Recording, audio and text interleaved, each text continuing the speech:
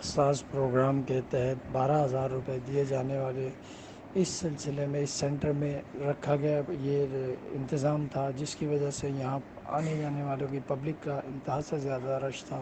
اس رش کے دوران ہی یہ حادثہ پیش آیا ہے، اور حادثے کے اندر جو زخمی اور ہلاکت کی اطلاع ہے اس کی وجہ سے علاقے میں اس وقت شدید خوف و ہراس پھیلا ہوا تھا، اور تمام لوگ اور علاقے کے اندر رینجرز اور پولیس کی بھاری نفری نے پورے علاقے کو گھیرے میں لے لیا ہے۔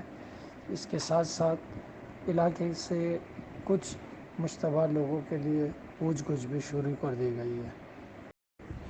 علاقے میں اس وقت رینجرز نے مختلف جگہ ناکہ بندی کر کے لوگوں سے روک کے معلومات کرنا شروع کر دی ہے، اور حساس اداروں کی طرف سے سخت سیکورٹی کا انتظام کیا جا رہا ہے، اور آنے جانے والوں پہ نگاہ رکھی جا رہی ہے۔ اسکول کے عملے کو جیسے ہی حادثے کے بعد آہستہ آہستہ لوگوں کو اسکول کے عملے میں تمام لوگوں کو باہر نکال لیا گیا ہے، اور جو کام کرنے والا اسٹاف وہ بھی، اور عام پبلک جو یہاں اپنے غریب لوگ اپنی رقم وصول کرنے آئے تھے انہیں بھی جو اندر موجود تھے ان کو بحفاظت انتظامیہ نے باہر نکال لیا، سیکورٹی فورس اور دیگر اداروں نے۔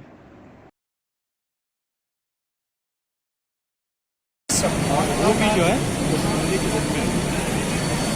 ایک رینجر الفاظ میں 8۔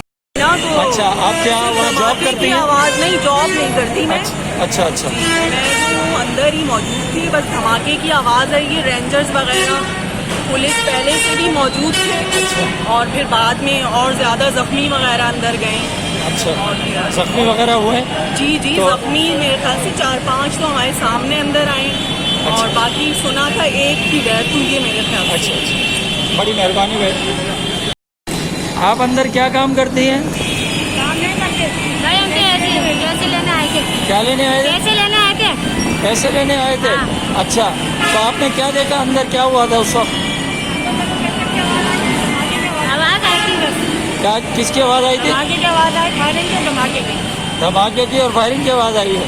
دھماکے کی آئی تھی۔ دھماکے کی آئی تھی۔ اچھا، پھر اس کے بعد کوئی زخمی ہلاک کچھ ہوا تھا؟ ہم تو اندر تھے، ہمیں نہیں پتا بات کیا ہوا۔ زخمی تھے؟ چلیں بڑے